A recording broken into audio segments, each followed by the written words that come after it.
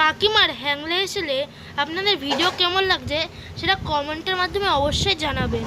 আর যদি ভিডিওটা ভালো লাগে লাইক ও শেয়ারটাও করবেন এবং সাবস্ক্রাইব করতে ভুলবেন না।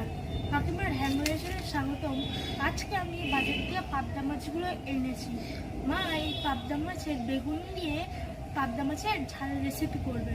কী করে সেটা দেখুন। আজকে বেগুন দিয়ে পাবদা মাছের ঝাল করতে লাগবে পাবদা মাছ, টমেটো, জিরে, শস্য, 1 কোয়া রসুন আর কাঁচা লঙ্কা বাটা, বেগুন দিয়ে নুন হলুদ মাখিয়ে রেখেছি, পরিমাণ মতন কালো জিরে। কড়াইটা গরম হয়ে গেছে, এর মধ্যে আমরা সর্ষের তেল দিয়ে নেব।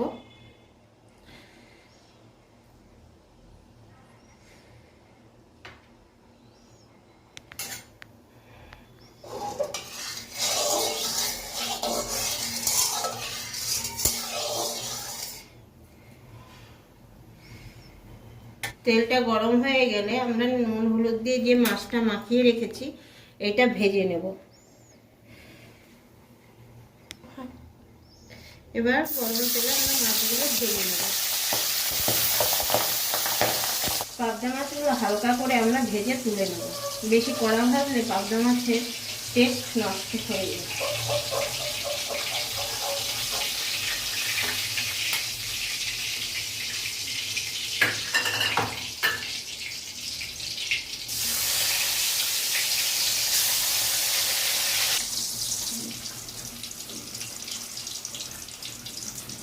মাছগুলো তুলে নেওয়া হবে। এবার এই তেলে আমরা কালো জিরে ফোড়ন দিলাম।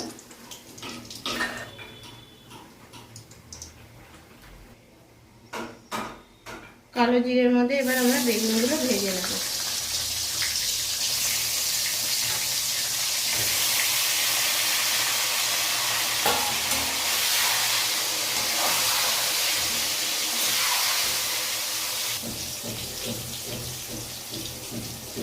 লাল লাল করে বেগুনগুলো ভেজে আমরা এবার তুলে নেব।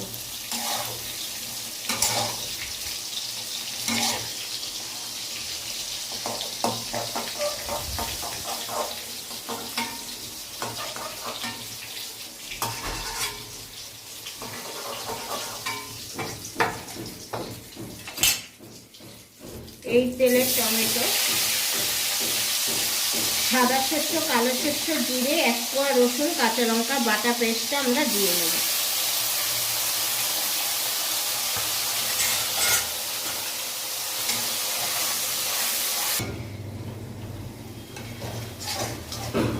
বন্ধুরা দেখুন, যেহেতু শস্য জিরে বেশি কষানোর দরকার নেই, মোটামুটি শস্য বেশি মশলাটা কষালে শস্য বাটাটা তিতো হয়ে যাবে।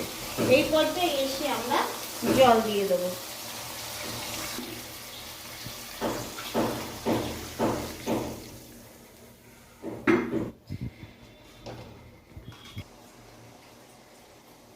ঝোলটা যখন ফুটে উঠবে আমরা এই পর্যায়ে এসে বেগুন আর মাছগুলো দিয়ে দেবো।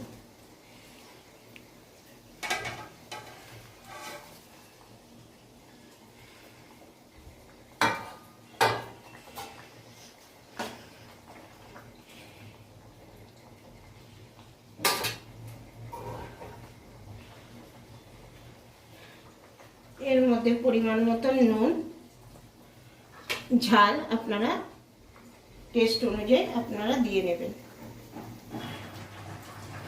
বন্ধুরা আপনারা নুন ঝালটা দেখে নেবেন, নুন ঝাল সব পরিমাণ মতন ঠিক আছে। এবার আমরা নামিয়ে নেব।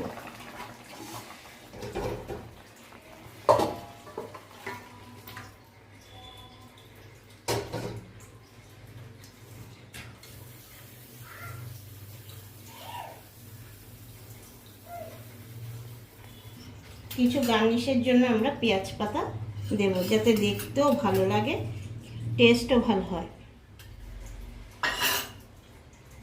এভাবে আপনারা বেগুন দিয়ে পাবদা মাছের ঝাল রেসিপি খাবেন, অবশ্যই ভালো লাগবে। এটা মা ঠাকুমা পুরোনো দিনের রান্না, আমার মার কাছ থেকে শেখা। এটা ওপার বাংলার রান্না, আমার মারা সব ওপার বাংলার লোক। আপনারা অবশ্যই খাবেন এবং কমেন্ট করে জানাবেন কেমন হয়েছে।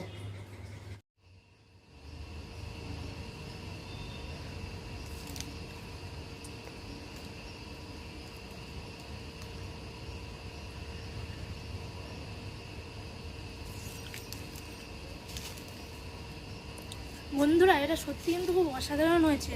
এই পাবদা মাছ আর বেগুন দিয়ে যে ঝোলটা করেছে, এটা একবার বাড়িতে ট্রাই করবেন, খুব ভালো হয়েছে।